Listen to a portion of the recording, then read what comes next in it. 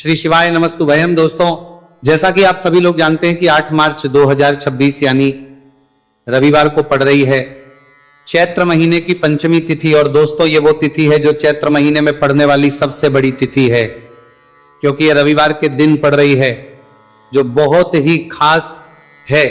और दोस्तों, आप सभी लोग जानते हो रविवार का अगर सबसे बड़ा कोई उपाय है तो वो एक चावल दाने वाला उपाय है।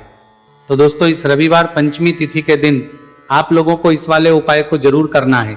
बहुत सारे लोग होंगे जिन लोगों ने इस उपाय को ना किया हो, मतलब पूरा साल निकल गया, उन्होंने किसी भी दिन इस एक चावल के दाने वाले उपाय को ना किया हो। पर दोस्तों, आपके पास एक आखिरी मौका बचा हुआ है जो कि 8 मार्च के दिन है। तो इस दिन आप लोगों को इस वाले उपाय को जरूर कर लेना है, भले ही आपने पूरे साल भर इस उपाय को ना किया हो।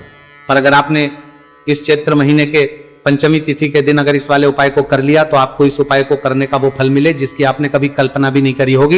इसीलिए आप लोग इस वाले उपाय को एक बार जरूर कर लेना, ताकि आप लोगों के हाथ से ये मौका ना जा सके और आपको इस उपाय को करने का फल मिल सके।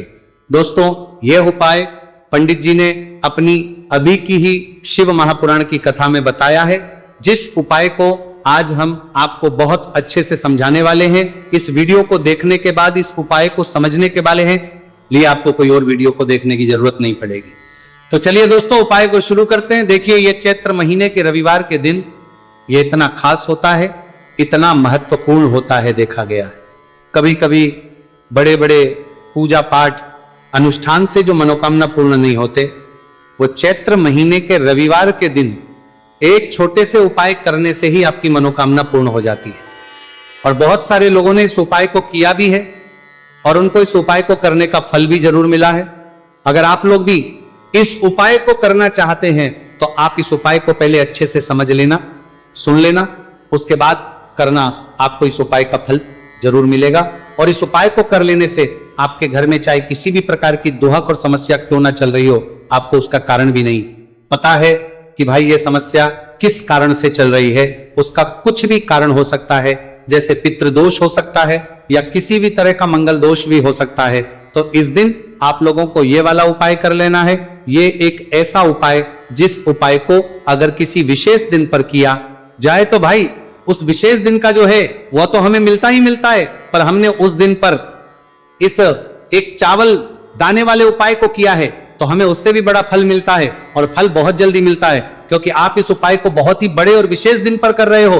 तो चलिए अब उपाय के बारे में बात करते हैं, लेकिन उससे पहले आप लोगों को यह जानना आवश्यक है कि आखिर यह उपाय किस समय करना है, किसको करना है और कैसे है। तो चलिए हम आगे आपको वीडियो में एक एक करके बता देते हैं। लेकिन उससे पहले अगर आप लोग हमारे चैनल पर नए हैं तो हमारे चैनल को सब्सक्राइब कर लेना और इस वीडियो को लाइक करके कमेंट बॉक्स में श्री शिवाय नमस्तु भयम ओम नमः शिवाय जरूर टाइप कर देना। तो दोस्तों, इस एक चावल के दाने वाले उपाय को हमें इस रविवार के दिन कैसे करना है, किसको करना है, किसको करना है, समय करना है और कहां पर करना है, ये सारे सवालों के जवाब आपको इस वीडियो में मिल जाएंगे। जो ये वीडियो देखेगा भाई, उसको एक चावल दाने वाला उपाय जरूर करना चाहिए, क्योंकि इस दिन चावल के दाने का भी बहुत ही बड़ा और विशेष महत्व होता है। और जब बात आ जाए माई एक चावल दाने की, तो ये सोने पे सुहागा वाली बात हो जाती है और ये एक बहुत ही बड़ा उपाय हो जाता है इस रविवार पंचमी तिथि का। तो अब दोस्तों, इस एक चावल के दाने वाले उपाय को आखिर करना किसको है, सबसे पहले हम लोग वो बात जान लेते हैं। तो देखो, घर की जो बड़ी माताएं बहनें होती हैं, उन माताओं बहनों से कोई भी एक बड़ी माता बहन इस वाले उपाय को कर सकती है। और दोस्तों, अगर आप चाहे तो अपने घर में से सभी सदस्यों को भी इस उपाय को करवा सकते हैं। अगर किसी व्यक्ति की खुद की कोई मनोकामना है, खुद की कोई दुख और परेशानी है जो कि वो अपने लिए ही करना चाहता है, इस वाले उपाय को तो वह खुद अपने लिए भी कर सकता है। बाकी अगर कोई घर में से ऐसा है जो कि अपने पूरे घर परिवार की सुख और शांति के लिए ये वाला उपाय करना चाहता है, तो भाई वो भी सकता है, उसमें भी कोई दिक्कत वाली बात नहीं है। कहने का मतलब यह है कि इस उपाय को हर एक सदस्य भी कर सकता है और पूरे घर परिवार के सदस्य के लिए घर की बड़ी माताओं बहनों में से कोई एक माता बहन भी कर सकती है। माताएं बहनें अगर घर में उपस्थित ना हो या वो ये वाला उपाय ना कर पा रही हो, तो फिर घर का कोई सदस्य भी इस एक चावल के दाने वाले उपाय को कर सकता है, चाहे फिर वह पुरुष ही क्यों ना हो। इसमें कोई भी दिक्कत वाली बात नहीं है। अब दोस्तों इसे एक चावल के दाने वाले उपाय को हमें करना कहां पर है? हमें इसे शिव जी के मंदिर में जाकर करना है। बहुत सारे लोग प्रश्न करते हैं हर एक उपाय को करते समय क्या हम इस उपाय को घर पर कर सकते हैं? तो इस वाले उपाय को आप घर पर नहीं कर सकते हो। इस वाले उपाय को करने के लिए आपको शिव जी के मंदिर ही जाना पड़ेगा। उसके बाद में दोस्तों जो अगला प्रश्न निकल कर आता है वो यह आता है उपाय को लेकर कि आखिर इस उपाय को हमें किस समय करना है, सुबह के समय करना है कि शाम के समय करना है? तो देखो इस वाले उपाय को आप लोग सुबह के समय भी कर सकते हो और शाम के समय प्रदोष काल में भी कर सकते हो। अब अगर आप पूछो कि भाई सबसे उत्तम समय कौन सा रहेगा इस एक चावल के दाने वाले उपाय को करने का, तो हम आपसे बस यही कहेंगे कि इस उपाय को आप सुबह के समय करेंगे तो ज्यादा बेहतर होगा। बाकी अगर प्रदोष काल शाम के समय भी करेंगे तो भी होगा, उसमें कोई भी दिक्कत वाली बात नहीं है। देखो ये एक चावल वाला उपाय वीडियो के लास्ट में बताया है, वो उपाय आप जरूर करें। देखो इस उपाय को आप सुबह से लेकर शाम तक कर सकते हैं। तो चलिए बरसते हैं उपाय की ओर। देखिए इसके लिए आपको क्या करना है, एक काली मिर्च लेनी है। देखो ध्यान से समझना, एक काली मिर्च लेनी है और ध्यान देना है कि काली मिर्च कहीं से भी खंडित नहीं होनी चाहिए। फिर इसके बाद आपको लेना है एक गोल बाती का दीपक। देखिए दीपक आप चाहे तो माटी का ले ले, और यदि आपके माटी का दीपक नहीं है तो आप ये दीपक शुद्ध आटा लगा करके एक दीपक बना सकते हैं। बस आपको ध्यान देना है कि उस आटे में आपको नमक या हल्दी का प्रयोग नहीं करना है, ठीक है? तो आप एक बढ़िया सा दीपक बना ले और उस दीपक में गोल बाती लगा करके उस दीपक में आपको घी भरना है। देखो गाय का शुद्ध घी आपको उस दीपक में भरना है। अब क्या करना है, आपको इन दोनों चीजों को लेकर चले जाना है बेलपत्र के पेड़ के पास। देखिए गुरुजी ने अपनी अभी की शिव महापुराण कथा में भी बताया था, जो भी व्यक्ति काल में जो भी एक दीपक प्रज्वलित कर देता है उसके घर पर धन की कमी नहीं हो सकती। देखो यदि आपके घर के आसपास कहीं बेलपत्र का पेड़ नहीं है या घर से काफी दूर पड़ता है और आप जा नहीं सकते, तो आगे हम ये भी बताएंगे कि कैसे इस उपाय को करना है अगर बेलपत्र वृक्ष ना हो तो। देखो अब आपको प्रदोष काल में इन दोनों चीजों को लेकर चले जाए। बेलपत्र के पेड़ के पास में अब क्या करना है, सबसे पहले आपको उत्तर दिशा की ओर मुंह आपको खड़े हो जाना है और जो आप दीपक लेकर गए हैं उससे आपको बेलपत्र की जड़ में प्रज्वलित करना है। दीपक प्रज्वलित करने के बाद आपको एक काली मिर्च अपनी हथेली पर रखना है और बेलपत्र के पेड़ का आपको 5 बार परिक्रमा लगा लेना है। और यदि आप परिक्रमा बेलपत्र के पेड़ का नहीं लगा सकते हैं तो आपको दीपक को चारों ओर कुछ इस तरह से क्लॉकवाइज 5 बार घुमा देना है, मतलब आरती करना है। और आने के बाद आपको उसी काली मिर्च को दीपक में डाल देना है और वहीं पर बैठकर हाथ जोड़ करके आंख बंद करके आपको जो भी आपके जीवन में समस्याएं, घर से लक्ष्मी जी का निवास नहीं है, घर में लक्ष्मी जी प्रवेश नहीं कर रही है, और भी जीवन में जो भी समस्याएं हैं, तो उस समय आपको विनती करनी है, ठीक है? अब इसके बाद यदि आपके घर के आसपास कहीं बेलपत्री का पेड़ नहीं है तो आपको इन सब चीजों को लेकर चले जाना है शंकर जी के मंदिर में, और शिव जी के मंदिर पहुंचकर आपको क्या करना है, आपको इसी एक दीपक को आपको शंकर जी के मंदिर की जो चौखट होती है ना, वहां पर आपको इस दीपक को जलाना है। और दीपक जलाते समय आपका मुख उत्तर दिशा की ओर होना चाहिए। दीपक जलाने के बाद आपको क्या करना है, एक काली मिर्च अपनी हथेली पर रखना है और आपके जीवन में जो भी समस्याएं हैं, चाहे वो समस्या परिवार को लेकर हो या फिर धन को लेकर हो, वो अपनी वह समस्या बोलनी है और बोलने के बाद आप उसी काली को दीपक में डाल देना है और आपकी कामना पूर्ण हो जाए। घर में लक्ष्मी जी का निवास हो, ऐसी कामना आपको कर लेनी है। देखिए शंकर जी की मंदिर की जो चौखट होती है ना, उसमें 33 कोटि देवी देवता निवास करते हैं। यदि आप वहां पर दीपक जलाते हैं तो इससे भगवान शिव तो प्रसन्न होते ही हैं, साथ ही आपको 33 कोटि देवी देवताओं का आशीर्वाद प्राप्त होता है और वो सभी प्रसन्न होते हैं, जिनकी आशीर्वाद से आपकी कामना 100% पूरी होती। तो आप ये उपाय जरूर करिएगा। आप बहुत ही छोटा सा उपाय है, करके देखिएगा। देखिए अब हम जान लेते हैं गुरुजी द्वारा बताए गए दूसरे उपाय के बारे में। इस उपाय के लिए आपको मात्र 2 लौंग लेनी होगी, यानी कि आपको लौंग का जोड़ा लेना है। 2 फूल वाली आपको लौंग लेनी है। लौंग का जोड़ा कहीं से भी खंडित नहीं होना चाहिए, इस बात का ध्यान रखिए। इसी के साथ में आपको लेना होगा लाल चंदन का पाउडर। देखिए यदि पास लाल चंदन की लकड़ी है तो उसे घिसकर भी आप चंदन के रूप में प्रयोग कर सकते हैं। यदि पाउडर है तो उसका भी आप अपने उपाय के लिए प्रयोग कर सकते हैं। देखिए चंदन जो है वो तेज का प्रतीक माना गया है और साथ ही साथ जीवन के अंधकार को दूर करने का प्रतीक माना गया है। अब इसी के साथ में आपको मात्र एक तांबे के पात्र के अंदर शुद्ध जल लेना होगा अपने घर से।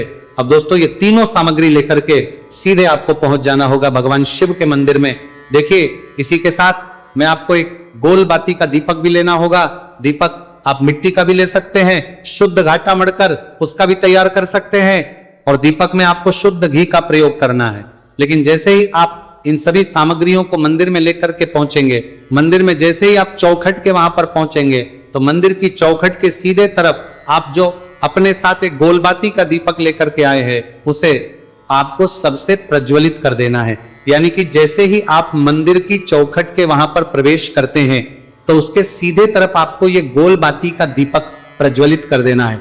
अब देखिए जैसे ही आप ये दीपक प्रज्वलित करेंगे तो आपकी जो भी मनोकामना है उससे आपको बोल देना है। आप इस दीपक को इस प्रकार से प्रज्वलित करने के बाद इन सभी सामग्रियों को आपको शिवलिंग के पास में लेकर पहुंच जाना है। अब देखिए दोस्तों, आपके पास जो एक तांबे के पात्र के अंदर शुद्ध जल है उससे आपको केवल आधा लोटा जल ही भगवान शिव के शिवलिंग पर अर्पित करना है।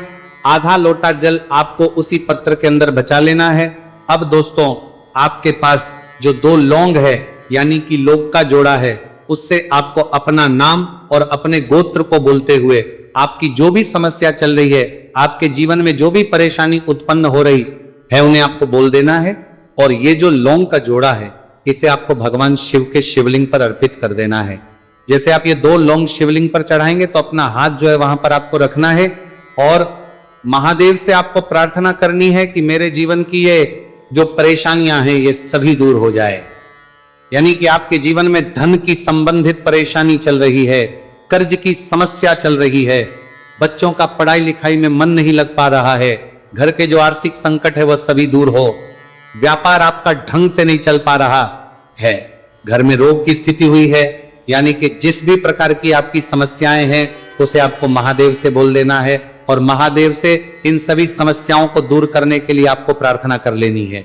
अब देखिए दोस्तों, आपने जो 2 लौंग शिवलिंग पर समर्पित की थी उसे आपको वहां से उठा लेना है और इन दोनों लौंग को आपको शिवलिंग से उठा करके सीधे उससे जल के पात्र के अंदर डाल देना है। यानी कि अपने आधा लोटा जल और बचाया हुआ था के अंदर आपको ये 2 लौंग डाल देनी है। और साथ में आप जो लाल चंदन लेकर के आए थे उस लाल चंदन को भी आपको उसी पात्र के अंदर डाल देना है। यानी कि आधा लोटा जल और बचा हुआ है तो उसी आधे लोटे जल के अंदर आपको ये लाल चंदन भी डाल देना है। अब देखिए इस आधे लोटे जल में है जिसमें अपने 2 लौंग डाली है, लाल चंदन डाला है, उसे सीधे लेकर के आपको पहुंचना है बेलपत्र के वृक्ष के। वहां पर देखिए बेलपत्र का वृक्ष यदि आप घर पर है तो वहां पर आपको आ जाना है। आपके घर के आसपास कहीं भी है तो वहां पर आपको पहुंच जाना है और उसके बाद आपका जो मुख है वह उत्तर दिशा की ओर होना चाहिए और उसके बाद आपको अपना नाम और अपनी गोत्र को बोलना है और पुनः अपने जो भी परेशानियां शिवलिंग के पास में बोली थी उन्हें आपको वापस से बेलपत्र के वहां पर भी बोल देनी है। और ये जो आधा लोटा जल और है इससे आपको पूरा बेलपत्र वृक्ष की जड़ में श्री शिवाय नमस्तु भयम इस मंत्र का जाप करते हुए समर्पित कर देना है। तो बस इतना सा उपाय आपको करना है। जो भी आपकी परेशानी है, समस्या है, उससे महादेव निश्चित ही दूर करेंगे। अब दोस्तों हम जान लेते हैं तीसरे चमत्कारी और विशेष उपाय के बारे में। देखिए यह उपाय बहुत ही चमत्कारी है क्योंकि इस उपाय से आपके जिम में तेज की वृद्धि होगी। यानी कि जीवन से जितना भी अंधकार है वो सभी दूर होगा।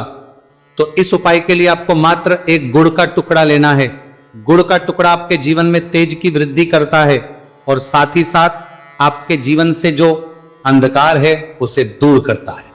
इसी के साथ मैं आपको एक चावल दाना यानी कि अक्षत का दाना लेना है। ये चावल का दाना आपके जीवन में सुख शांति को लेकर के आता है। आपके जीवन में धन की जितनी भी परेशानियां हैं उन्हें समाप्त करता है। इसी के साथ मैं आपको मात्र एक हरा मूंग लेना है। हरा मूंग जो है वह बुध ग्रह को प्रसन्न करता है। देखिए हरे मूंग का उपाय करने से बुध ग्रह मजबूत होता है और बुध ग्रह के मजबूत होने से बुद्धि, ज्ञान और विवेक की प्राप्ति होती है। तो ये तीनों ही सामग्री आपको एक एक लेनी है। यानी कि एक गुड़ का, एक चावल का दाना, एक हरा मूंग आपको लेना है। देखिए हरा मूंग का दाना और चावल का जो दाना है वो आपको साबुत लेना है, खंडित नहीं होना चाहिए। और इसी के साथ में आपको मात्र एक तांबे के पात्र के अपने घर से शुद्ध जल ले लेना है। देखिए, अब इन सभी सामग्रियों को लेकर के सीधे आपको पहुंच जाना है भगवान शिव के मंदिर में। आप ये उपाय सुबह से लेकर के शाम तक किसी भी समय कर सकते हैं, लेकिन रविवार के दिन ही आपको इस उपाय को करना है।